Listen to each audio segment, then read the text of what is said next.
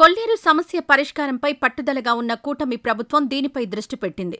ఇందులో భాగంగా సీఎం చంద్రబాబు రాష్ట్ర ప్రభుత్వ అధికారులు ఆ ప్రాంత ఎమ్మెల్యేలతో సమీక్ష చేశారు. కొల్లేరు కాలుష్య కాసారం కాకుండా చూడాలన్నారు చంద్రబాబు. కొల్లేరులోకి వెళ్తున్న డ్రైన్ వాటర్కు ట్రీట్మెంట్ జరగాలన్నారు. విచ్చలవిడిగా డ్రైన్లు వదిలేసి కొల్లేరును కాలుష్యమయం చేసే ప్రక్రియకు బ్రేక్ పడాలని సూచించారు. డ్రైన్లు పూడికలు తొలగించి నీరు సులువుగా వెళ్లే అవకాశం కల్పించాలన్నారు.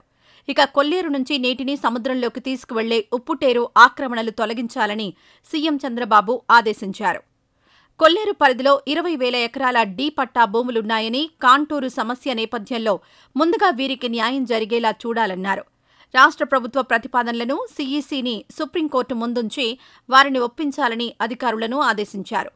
పక్షులు, పర్యావరణంతో పాటు ప్రజలకు కూడా న్యాయం జరిగేలా కార్యాచరణ ప్రారంభించాలన్నారు చంద్రబాబు. రాష్ట్రంలో పచ్చదనాన్ని మరింత పెంచేందుకు ప్రభుత్వం నడుం బిగించింది. ఈ మేరకు సచివాలయంలో సీఎం చంద్రబాబు ఈ అంశంపై సమీక్షించారు. జూన్ 5న 1 కోటి మొక్కలు నాటే కార్యక్రమాన్ని చేపట్టాలని సీఎం ఆదేశించారు.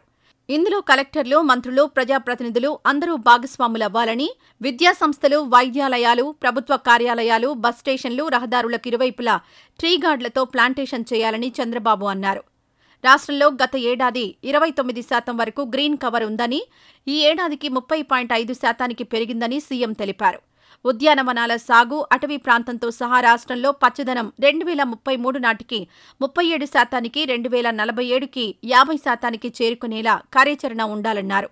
ఈ వీడియో నచ్చితే లైక్ చేయండి. అలాగే మా ఛానల్ని ఫస్ట్ టైం కనుక చూస్తున్నట్టయితే ఇప్పుడే సబ్స్క్రైబ్ చేసుకుని పక్కనే ఉన్న గంట సింబల్ని యాక్టివేట్ చేసుకోండి. అప్పుడే మేము పెట్టే ప్రతి వీడియో మీకు నోటిఫికేషన్గా వస్తుంది. అలాగే ఈ వీడియో పూర్తిగా చూసినందుకు ధన్యవాదాలు.